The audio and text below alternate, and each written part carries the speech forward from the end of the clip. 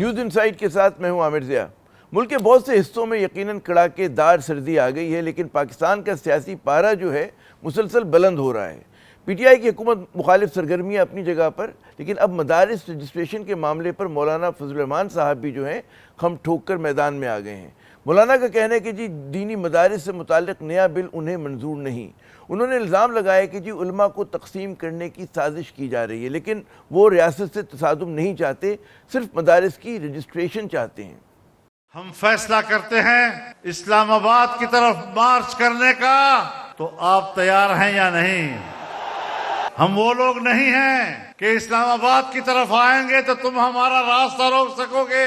تم ہمیں آزما چکے ہو، ہم تمہیں آزما چکے ہیں، اور اگر ہم نے آنے کا فیصلہ کیا تو تمہاری گولیاں ختم ہو جائیں گی، ہمارے سینے ختم نہیں ہوں گے۔ دوسری طرف ہم دیکھتے ہیں کہ حکومتی بل کی حمایت میں بھی علماء کا ایک گروہ جو ہے کھل کر میدان میں ہے۔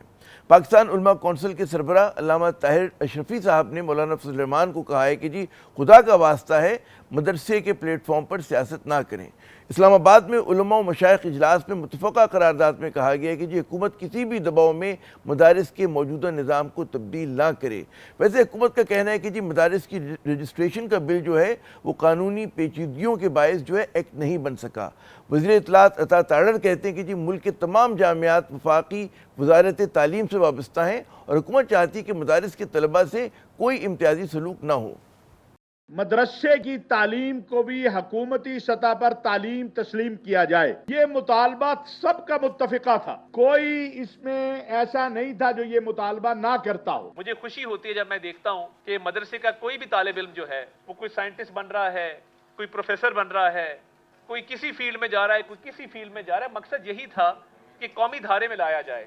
مدارس کی رجسٹریشن پہ تنازع جو ہے اپنی جگہ، لیکن پاکستانی سیاست کا مرکزی تضاد پاکستان تحریک انصاف اور حکومت کے درمیان بڑھتی محاذ آرائی ہے۔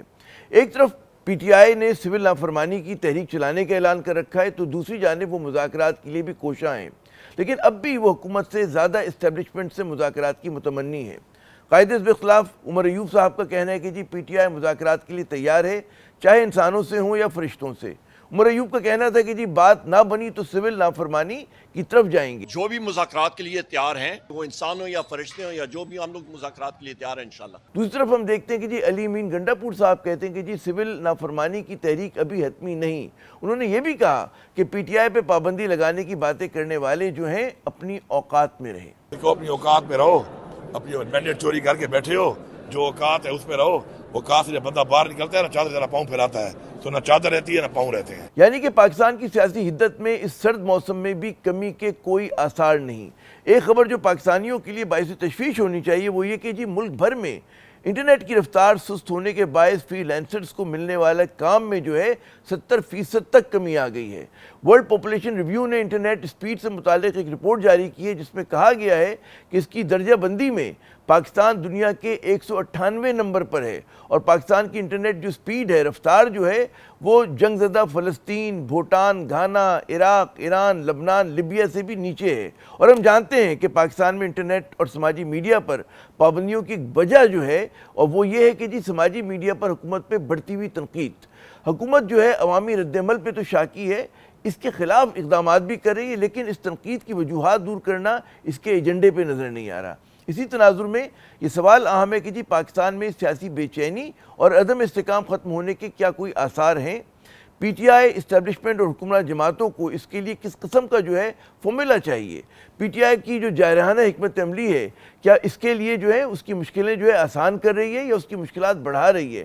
اور سب سے بڑھ کر کیا واقعی نون لیگ جو ہے اس کی بڑھتی غیر مقبولیت اب اسٹیبلشمنٹ پر بوجھ بن چکی ہے؟